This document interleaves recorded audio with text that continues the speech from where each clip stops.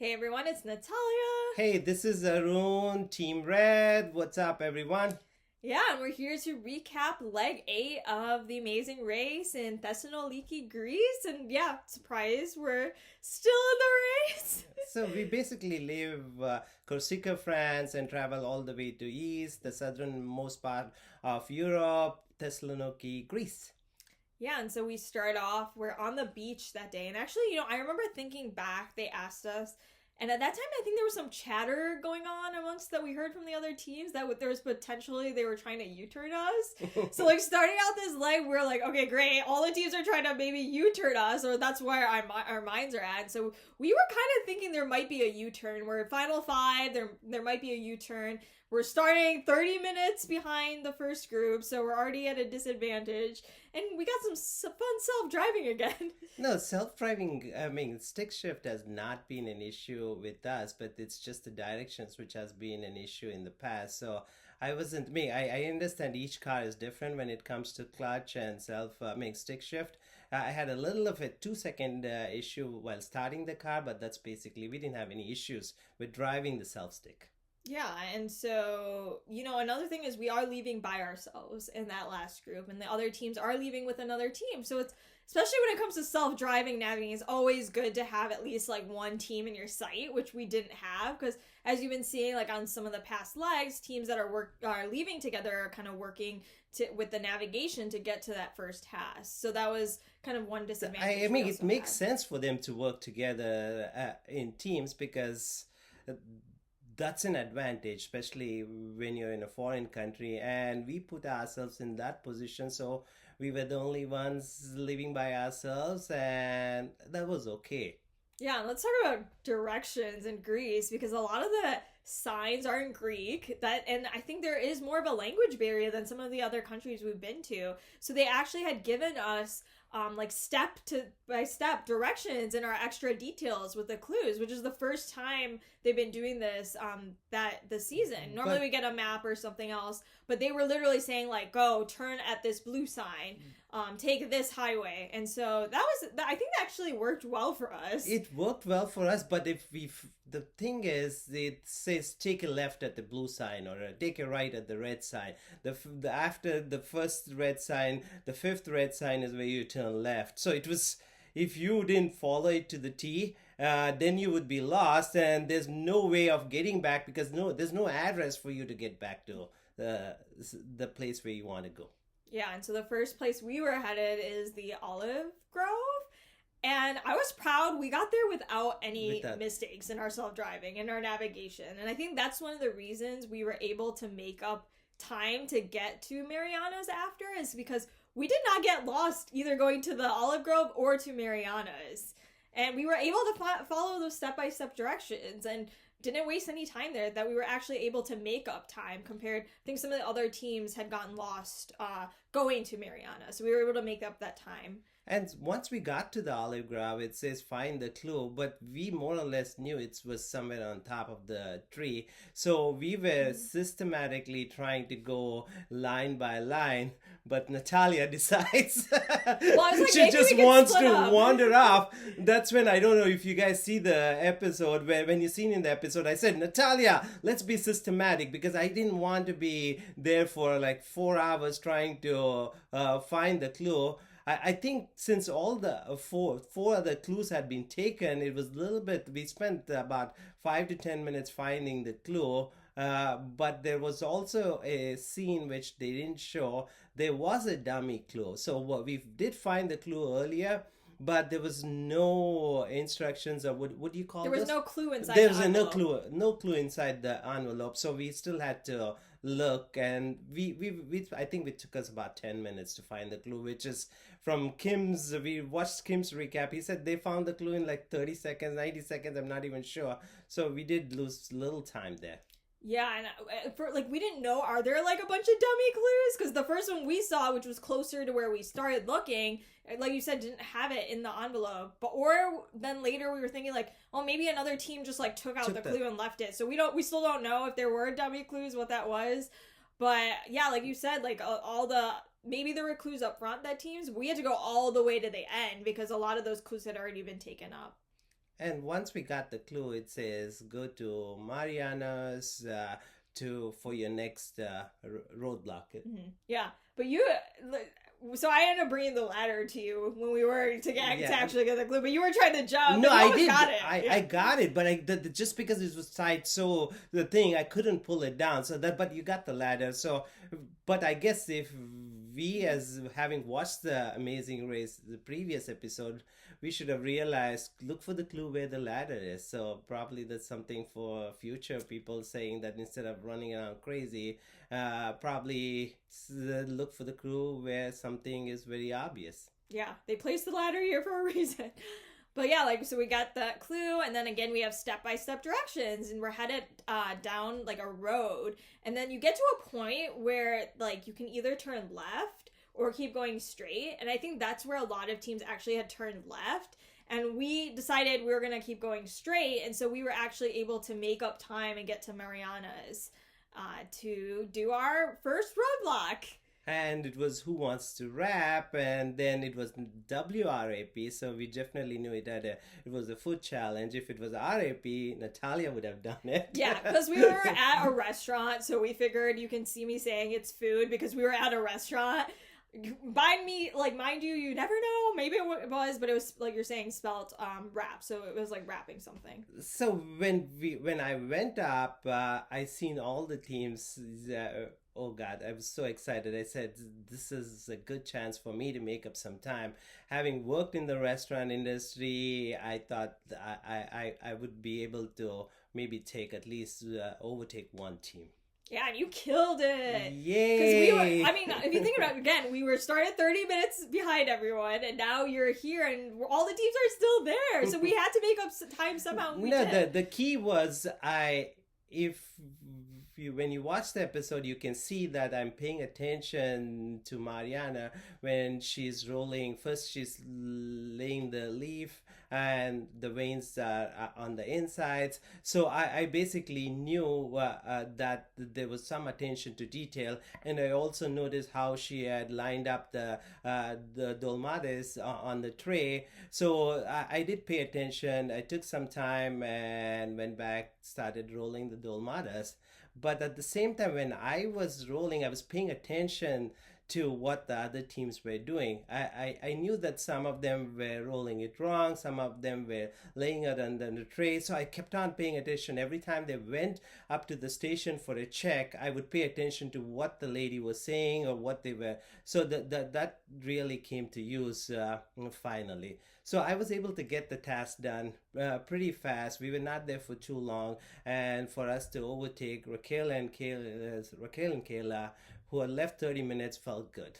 Yeah, and I was down below because you had to go up some stairs to do the roadblock, so I couldn't see anything. And it's funny because most of the roadblocks I do, you can watch me do it, true. But I normally can't, literally cannot watch you do any roadblocks. But you could hear us, so that's why I was shouting do this for Mom, and you're like, I'm gonna do this for me. I said, I want to do it for myself, and people are making fun of it on social media, saying, "Oh, he wants to make it fun for himself," but that's okay. Yourself, because I wanted to prove something. This was in my wheelhouse, and I wanted to do good. Yeah, finally, we're getting some things, that suit our skills. And one of the things that I thought was really funny too was when Dusty was his extra Colorado activities. I was dying at that. That was funny. I guess you guys all paid me. I understand what rolling the extra thing is, but at that moment, I didn't even. Everybody were having a good laugh about it. I wasn't even like, what are they talking about? Yeah. So from there, we leave in 4th, and we're feeling good. And now we got to navigate to Mama's Cantina.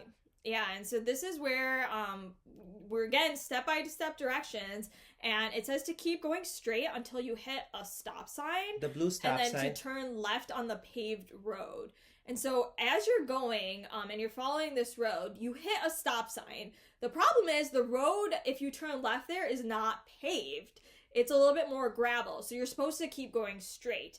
And so, but we're like, oh, maybe this is the first stop sign we're seeing, so let's turn left. And when you do, you get to the pit stop. The thing is, the pit stop, they was just starting to organize the pit stop. And that's when we felt, I think we asked her, is this a thing? They said no. Because there was marked flags for the parking and things like that. So Lulu and Lala did the same thing later on. When we got there, like, they were just starting. Phil wasn't there or anything. The production team had just started coming there. Mm-hmm. But then when we turned left, we realized it's not a paved road. So we knew that we had to turn back and go. And we did probably waste about 5 to 10 minutes, which was the difference because Raquel and Kayla overtook us during that time.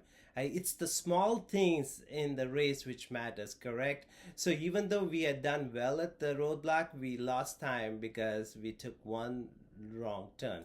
Yeah, and like you're saying, it was only like 5 minutes there, but that's where you see us in the episode asking, like, okay, where is Mama's? And the guy was pointing, you just have to go further down. So it's like there was a stop sign further down that you had to then turn left, and then eventually you get to Mama's. And so we did that, we were able to get there quick, but Raquel and Kayla were there before us. And so they must have finished that Dole Molly's task like right after us, because there's no way, because we were not there we probably were there 5 to 10 minutes at the pit stop when we took the turn, but they made up a lot. We were really shocked to see them because we had lost time, because I didn't feel good that we had lost so much of time, because I honestly thought we were making ground.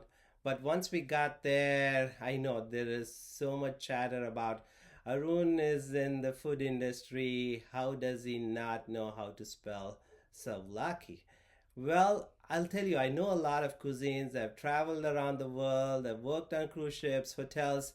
But sometimes it's just the luck, correct? That's one item I did not know. I know moussaka or gyro or gyro or baklava, all these things from the Greek cuisine, but I had never eaten souvlaki, so it's just my bad luck. Yeah, and I'm a foodie. Do I lose my foodie badge? Because I literally have never heard of souvlaki either. And we have a Greek town in Detroit that we've gone to before, but like the Greek restaurants around me, I was looking at their menus. They don't serve souvlaki on their menu. They serve gyros, which I guess I was looking at the difference. The gyros are like the shaved meat versus the souvlaki is on the skewers.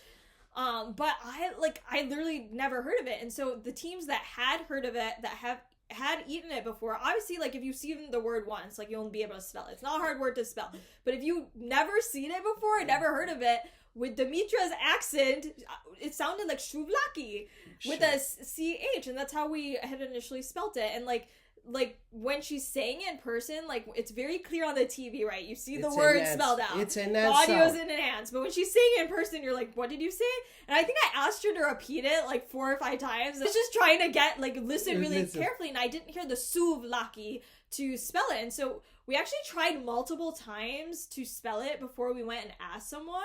And the first person we asked, he actually did not spell it right. You'll see the guy we're asking in the show, he didn't spell it right. So we actually had to go and ask somebody else. And so there was this lady driving down in her car, and I think there's a secret scene on YouTube, and you can see us asking us, and she actually told us how to spell it correct. And it was funny because Demetria from the show had reached out to me on Facebook and a couple of weeks ago and let me know that was actually her friend that we had stopped and asked, which was funny. But she ultimately gave us the right spelling, and then we were able to eat it. Yeah, and it was delicious. We were hungry, we ate it, we were done, and then we throw the wrapper away. I was like being a good Samaritan. Let me just throw it in the trash can. But that was before we had asked her for the clue. And then we asked her, like, can we have a clue? And I think it was only like a couple seconds. And then you were like... No. If you see on the episode, I sit down and I start thinking. That's when I said, where's the wrapper? And having watched the show, we know that it's got something to do with the wrapper or something. So I said, where's the wrapper? And we were able to figure out the way to get to our next challenge. Yeah, and I think even the production team had said, like, oh, how were you able to figure it out so fast? Because I think we were one of the faster teams to figure out that it was the wrapper, and then it was in the trash can. I say watching the previous episodes did help in that case. Mm-hmm. And then we go to St. George Church. Yeah. And this is the leg where if the person had done the previous roadblocks, the next person your partner has to do the roadblock. So by hook or crook, Natalia had to do it. And actually, thank God, because when it comes to book smart, she's much smarter than me. I'm not. I mean, I went to college, but not a good student. I'm street smart, but she is book smart. Yeah, this was definitely a roadblock in my skill set that we were hoping, for more mental challenges, and so that was nice to have. And when we got there, we were more excited that Dusty and Ryan and Kayla and Raquel are still there. And so basically, you're listening to this priest. And when I got there, I turned over to them like, how many times have you heard this? Because I could tell they were like, especially Ryan was sitting on the ground. And he's just nodding and said, you don't want to know. Yeah, I was like, well, how long have you actually been here? Like, is this going to be like super hard or something? But then, it's just, you have to listen. And I listened for a couple of minutes. And I think Ryan had run off. And then I'm like, let me go listen to the questions, because there's so much facts that he's spitting out. And I'm like, if I know exactly what the questions are, I can listen for that. So I knew the first time I did it, I was going to get it wrong because I didn't listen to the whole thing. And so then I knew the question. So then when I back, I was specifically just listening for those 5 facts. And then I could associate with the image that I was seeing. No, it makes it was very smart for you to go listen to the questions. Then you can really look for what he's saying. So that probably helped you, I'm guessing. Yeah. But then when I went back, I had to wait for those facts. Because when you go back, he could be in the middle of whatever he's saying. So that took some time. And by the time that happened, Dusty and Ryan had left, and also Kayla and Raquel. And so since we had been to the pit stop already, we knew exactly where it was. And so we knew we just go along the water, head back. And so we found it pretty quick. And there was only one stop we made, is because we just wanted to be 100% or 200% sure that we were headed in the right direction. So we do stop 1 second and ask the guy who was fishing on the water, hey, where is this? And he points that it's just right there. And you could see that the pit stop was right where he's pointing. And I know the edit shows that we were in some crazy place. That was when we were getting to Mama's Cantina, and not when we were going to the pit stop. Yeah, you can actually, if you pay attention to my hair, you can tell at the beginning I have my hair down, and then towards the end I have my hair in a braid too. But yeah, we understand it's for the suspense, but we finished like really close to Dusty and Ryan and Raquel and Kayla. Then Phil tells us, you're in the 4th place, and I go all crazy. You like pick me up, and I'm like, don't hurt yourself. So Phil said, save your energy, but I was just happy that we had a very decent leg, and we didn't make too many mistakes, even though it was self-driving and navigating. So we were happy to be still in the race. Yeah, we finished right after, I think, Dusty and Ryan, because they were actually, ducking on, they had to duck behind a boat as we were running in. So it was pretty close as they were leaving off the mat. And yeah, I felt good that day about how we had improved in our self-navigation, except for that little blip of us getting to Mamo's. I don't think we got lost at all. And so we were proud of that. And we just move on. And again, I guess we were sad to see Lulu and Lala leave, and we have known them from day one of the audition. We were in the same cab when we went from the airport to the hotel for audition, and we've always been together, even though we hadn't spoken to them right from day one. They are such wonderful people, and humble, kind, full of joy, crazy, whatever you said. But they did a great job, ran a very good race. But this race makes you to do some crazy stuff. So it's a lot of luck also is dependent in this race. So, when it comes to luck, we can talk about it. And we were sad to see them leave. Yeah. Queens. And their exit was iconic, jumping into the water. Yeah. I was nervous for that though, because there were jellyfish in that water. There were a lot of jellyfish. Yeah, because when we were walking back, there was like these huge jellyfish. And they probably were not thinking about it. They just want. Yeah. But I love their exit. But yeah, so next week we're again, staying in Greece. You got some previews out, some rocks being turned over. It's gonna be a fun, crazy, I guess. you never know what's going to happen. Let's see if we still survive in the next leg. Awesome. And yeah, as usual, let us know if you have any questions or comments. Till we see you guys again. Bye.